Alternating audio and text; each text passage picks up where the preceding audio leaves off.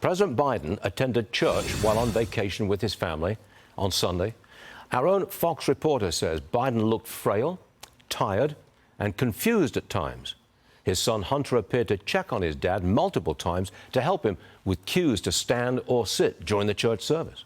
Former Arkansas Governor Mike Huckabee joins me now. I keep going back to this question as to who is running the country right now, and is our president, Joe Biden, capable of running the country? I think every indication is that he is not capable of running the country. He's not running it, and we all wonder, well, who is that shadow behind the curtain that's doing it?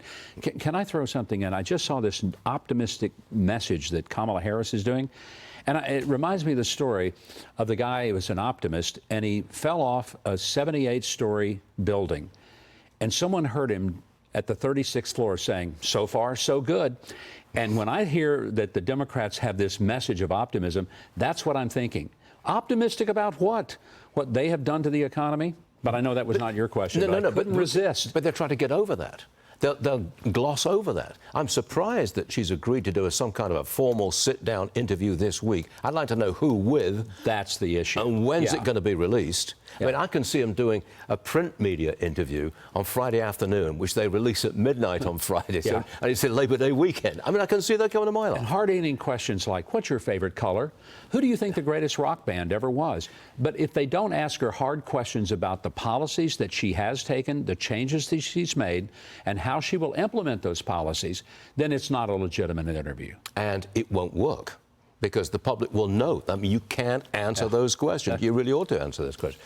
Governor, I'm going to change the subject completely, because you're in a new movie, God's Not Dead, In God We Trust. It hits the theaters, I think it's September the 12th? September the 12th, yeah. Quick preview, roll tape. There are more ordained ministers in Congress right now than ever before in all of American history. We hear this phrase, and it'll be thrown at you a lot. What about separation of church and state? These days, separation of church and state has been reduced to a catchphrase. As much as no one wants to admit it, the line between church and state can be pretty blurry sometimes. Is that a conventional movie? It looks like a documentary almost. No, it's a very conventional movie. It's got Scott Baio, Dean Cain, David White, Isaiah Washington. It's really powerful film, and it's so timely. It's been in development for 2 or 3 years, but man, is it ever poignant for right now, just before an election. And one of the great points is that 40 million Christian people in this country don't even vote.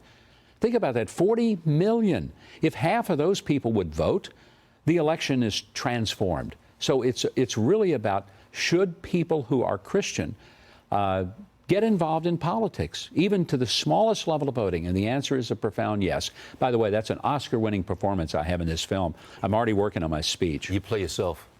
Yeah, because nobody else would do it. Nobody else would do this. Could do it. You know, a little flattery for you on a Tuesday morning. Governor, thanks for being on the show. Great to be with you, Stu. Thank you. Thank you.